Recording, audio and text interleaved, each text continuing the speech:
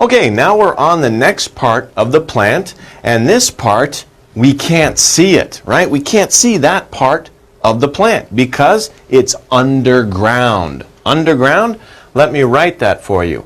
Underground. Right? This is the ground. This is the ground. It's under the ground. Underground. It's underground. The part of a plant that grows. It grows down in the dirt. It's in the dirt, right? In the dirt, it's underground. So what part of this plant is it? What do we say? What's the word there? We say that part of the plant is called the root. Root, right? Strong word. Of course, the roots are strong because they have to be strong, because they hold the plant in the ground, right?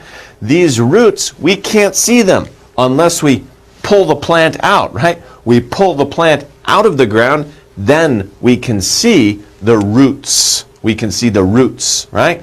But one root, many roots, okay? So root, root, right? Strong word, root. Enjoyed this English lesson? Don't forget to like this video and subscribe to Code with Speak for daily English lessons. Keep learning, keep improving, and I'll see you in the next video.